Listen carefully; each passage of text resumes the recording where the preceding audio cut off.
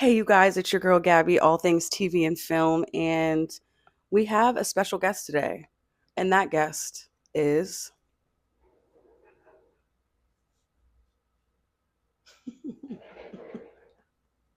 I need to get a life. Seriously, please help.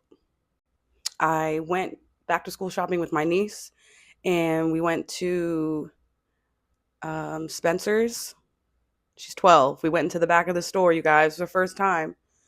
But as soon as we walked into Spencer's, she said, TT, I'm scared to show you this, but look who it is. And she held up the shirt, and I said, Daddy Dex. And she was about to crash out. She was embarrassed. Okay. I actually ended up getting something else too.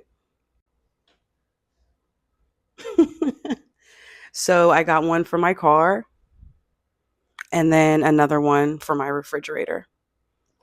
And then I got a pin. It has nothing to do with Dexter, but it says reluctantly outside.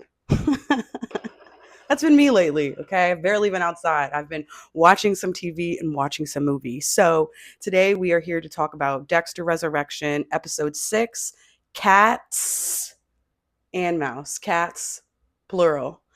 And interesting episode. Yeah. We're 6 episodes in. Again, I don't know how many episodes they're gonna be this season. Let me see if I can check. Okay, I just checked IMDb and it looks like we have 10 episodes in this season. With next episode being 7, course correction. 8 is the kill room where it happens. 9 will be touched by an angel, and there's like a apostrophe thing over the angel, so I think it's Angel Batista. Ooh. And then 10 is justice for all.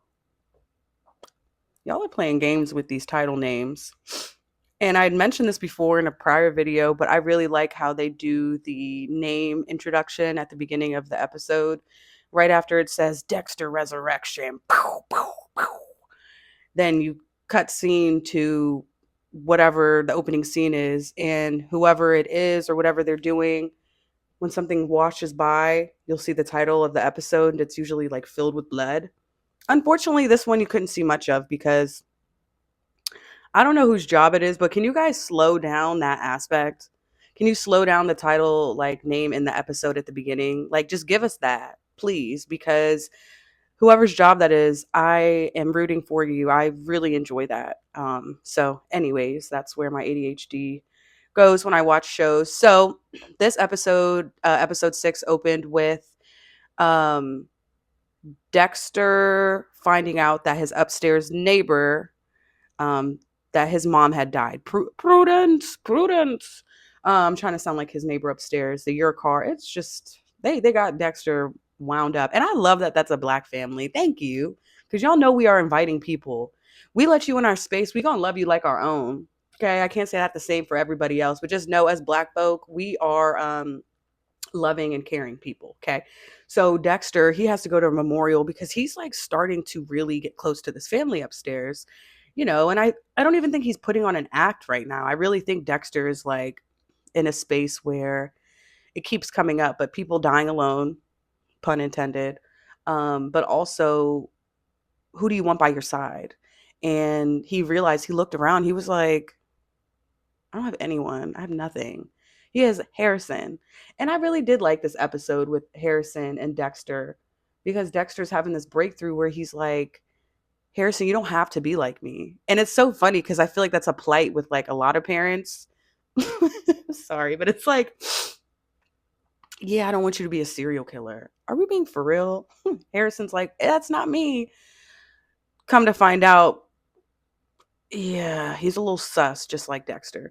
So the episode starts with the memorial or whatever for the neighbor upstairs, and that's where the cats. I feel like it was a play on words again, like cats and mouse, because everyone that was at the memorial got to take a cat that Prudence had in the house. So Dex took a cat. He tried to mirror a woman's emotion. She wiped her eye with a tear because it was a sad moment, and Dex went like this. There was nothing on your finger but crust, Michael C. Hall. There was not a tear in fucking sight. And everyone's like, wow, beautiful. Dexter had nothing in his heart to give. Um, so we have that. We have the entire thing going on with Mia, aka the Lady Vengeance. Last episode, she got arrested because of Dexter. He planted that fucking watch. And I told you guys in the last one, the detective is too smart. Please, that's not the MO. Why would someone kill like 8 people and then start a new MO? That's just not how things are normally done, unless you're like a sporadic killer, I guess. But still, the math isn't mathing. So Mia, okay, we'll fast forward. Mia gets killed in jail. It was giving Epstein files. It was giving, was she silenced or was she silent? Was she silenced or was she silent or something? She was killed, supposedly by hanging herself. So Lady Vengeance is out. The whole episode came down to this: Dexter kills Gemini, the number one serial killer on the FBI's list, who's a part of his serial killer group mob for dinner. He kills Gemini, okay? He plays to his ego, very easy. But the thing about the Gemini killer is every time he killed in pairs. He always killed 2 people together because he said, and I quote, he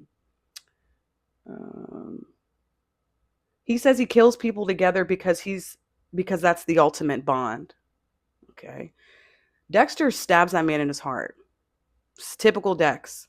Typical Bay Harbor butcher. And what happens at the end of the episode?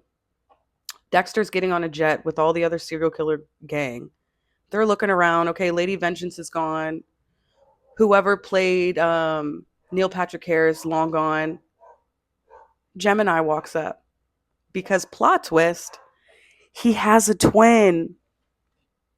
Dexter killed his twin. Daddy Dex. I feel like we're making these moves. You're being haphazard. Is that haphazard? Dexter, come on. You used to go a little harder than this in terms of your research. I just feel like he's killing niggas on he's killing people on the fly now. He needs to give a bit more thought into this. I think he's getting a little reckless, personally. Okay. Um, so that was the main thing of the episode. Another thing that came up is Angel Batista. He walked into the police station to talk to the 2 detectives and says, I have a theory. Tells them his theory and says, oh, I think that Ryan Foster was killed by the Bay Harbor Butcher. And they're like, you mean Sergeant Dokes? He was like, whole time it wasn't Sergeant Dokes. He said, I think he was killed by the Bay Harbor Butcher's son, Harrison Morgan.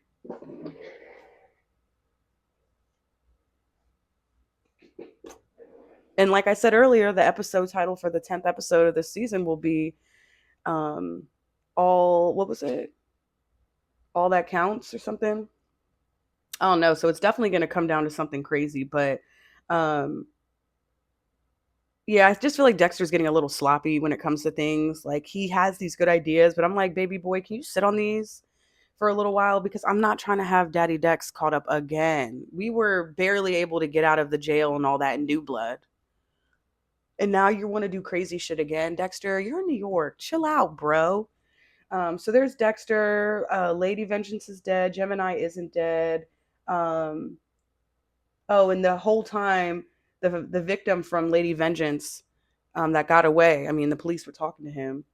He says that Lady Vengeance said to him, you will be my first kill in New York City. And he was like, she was like excited about it. And then the lady detective, who's really smart, was like, what'd you say? Because she already had her suspicions about um, Ryan Foster and his watch being there. It's not giving. It's not adding up. It's giving rushed. Dexter hasn't been to a funeral since Rita's. We're getting these past feelings. But that was kind of the summary for episode 6, Cats and Mouse, for Dexter Resurrection. I'll be covering next week, episode 7. And again, this is your girl, Gabby, all things TV and film. I'll see you guys next time.